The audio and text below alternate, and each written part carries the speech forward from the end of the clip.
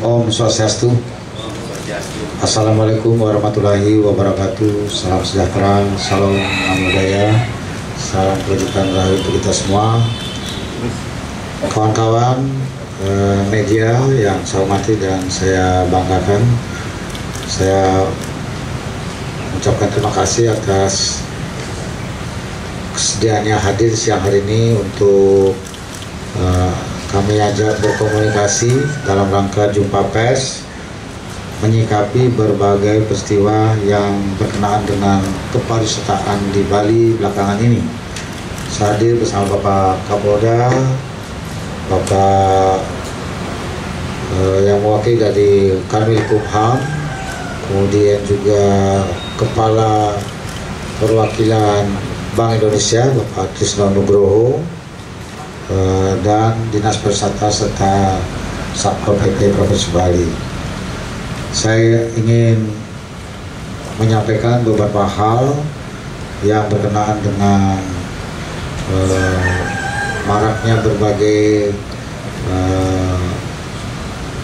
kejadian yang tidak mengenakan dan mencoreng nama Bali.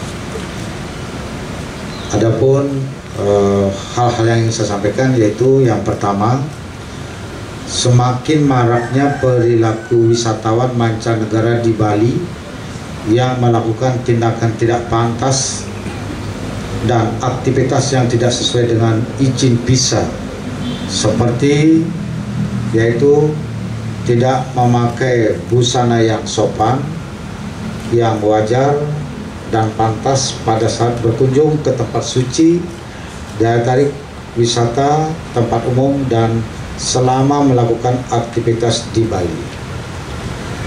Kemudian juga berkelakuan yang tidak sopan di tempat suci, kawasan wisata, restoran, tempat perbelanjaan, jalan raya, dan tempat umum lainnya.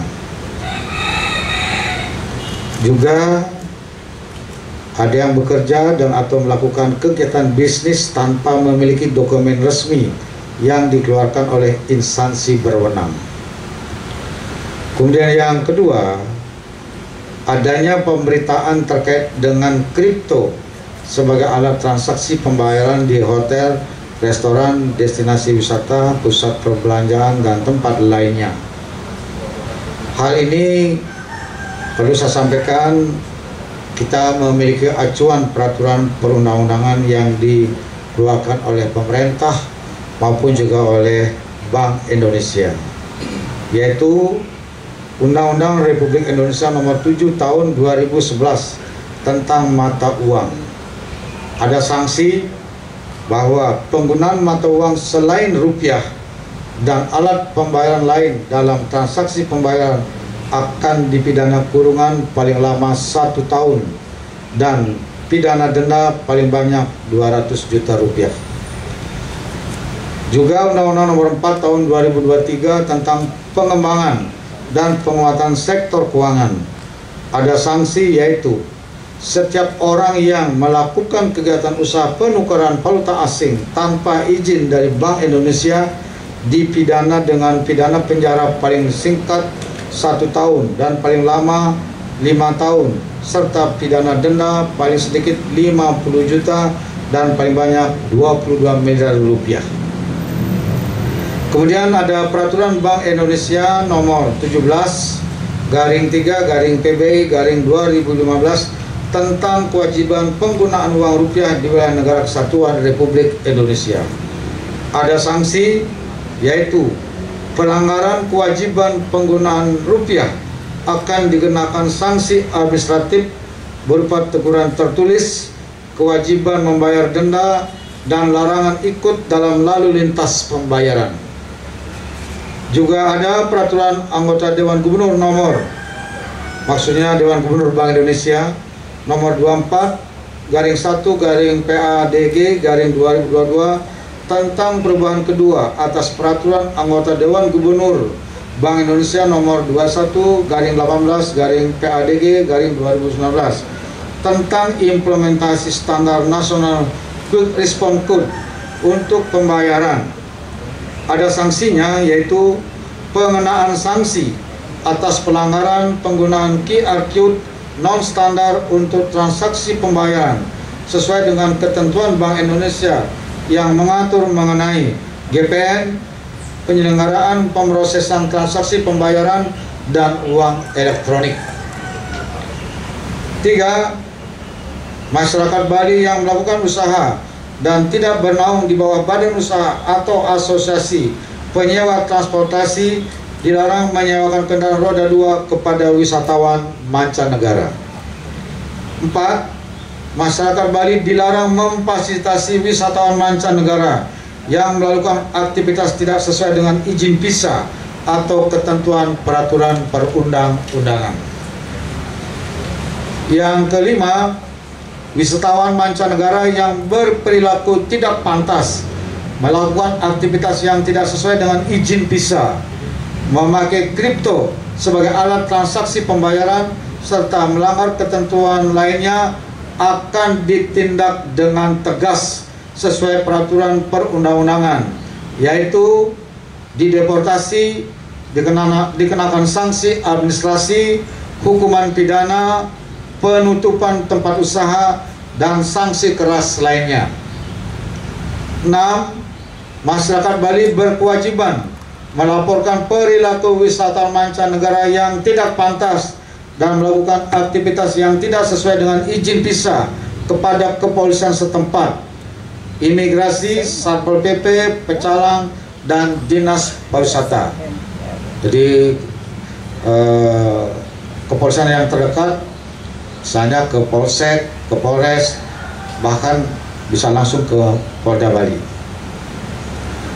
Pelaku usaha jasa pariwisata dan seluruh komponen masyarakat Bali agar secara bersama-sama dan bersungguh-sungguh menjaga nama baik dan citra pariwisata Bali dalam rangka mewujudkan pariwisata berbasis budaya, berkualitas, dan bermartabat. Kawan-kawan media sekalian yang saya hormati, itulah beberapa poin yang perlu saya sampaikan hari ini sebagai komitmen pemerintah Provinsi Bali bersama Bapak Kapolda, Bapak Kanwil Kumham, dan Kepala Bank Indonesia Provinsi Bali dalam menyikapi berbagai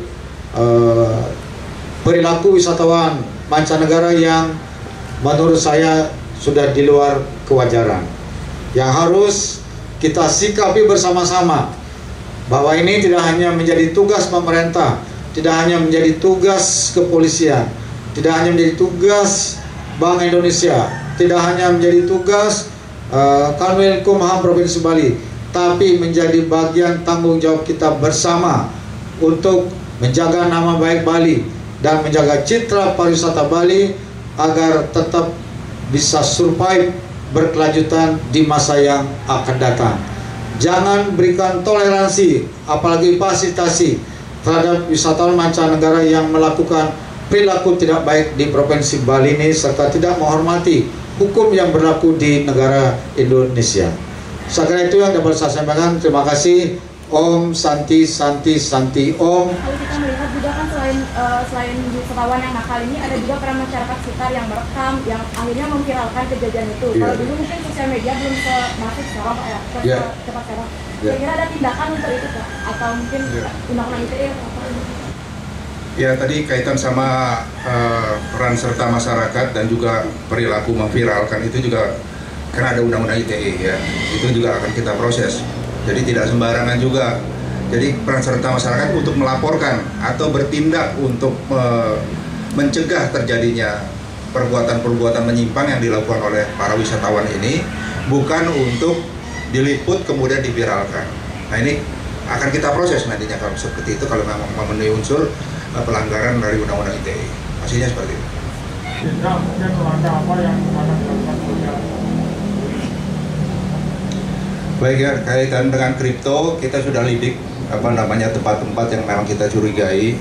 Ada beberapa tempat tadi sebagaimana informasi dari media, ada 5, mungkin kita lebih daripada itu kita sudah selusuri. Memang lidiknya ini harus tertutup, ya tidak bisa kita terbuka dalam arti kalau kita datangi Bapak masih membuka layanan ini, pasti jawabnya tidak. karena memang ini dilakukannya secara sembunyi-sembunyi. Tapi namun demikian, yang perlu diwaspadai juga, harus dipahami juga oleh para penyelenggara pariwisata di Bali, ya jangan membuka peluang, karena ini kelihatannya membuka peluang juga. Membuka peluang dalam arti dia menyantumkan di website bahwa menerima pembayaran secara dengan melalui pembayaran kripto, atau di tempat usahanya tersebut memasang semacam barcode ataupun apa yang untuk mempermudah transaksi melalui kripto. Tapi kalau kita lakukan pendalaman secara terbuka, pasti yang menjawabnya tidak, apalagi sudah viral ataupun sudah menjadi berita. Nah, oleh karena itu kami akan terus melakukan upaya penindakan sebagaimana peraturan yang berada sesuai dengan ancaman hukumannya. Memang 1 tahun untuk pelaksanaan apabila tidak memakai mata uang Indonesia, rupiah, itu 1 tahun, tapi kita nanti bisa terus kita lakukan upaya ini. Kemudian juga perlu diketahui, Polda Bali sebagaimana tadi disampaikan Bapak Gubernur, sampai saat ini sudah menahan orang asing yang melakukan tindak pidana lebih daripada 15 orang. Berarti itu tandanya apa? Bahwa Polda Bali konsisten untuk melakukan penegakan hukum apabila ada wisatawan yang melakukan pelanggaran hukum di Indonesia, khususnya melanggar hukum pidana dan juga kaitan juga narkotika. Dan di samping itu sudah lebih dari 1.100 orang ditindak melakukan pelanggaran lalu lintas. Nah, ini tandanya apa? Kita selalu melakukan upaya penegakan dan melakukan penertiban kepada para wisatawan yang memang berperilaku menyimpang atau melakukan pelanggaran hukum di Indonesia. Itu kira-kira tambahan dari saya. Terima kasih.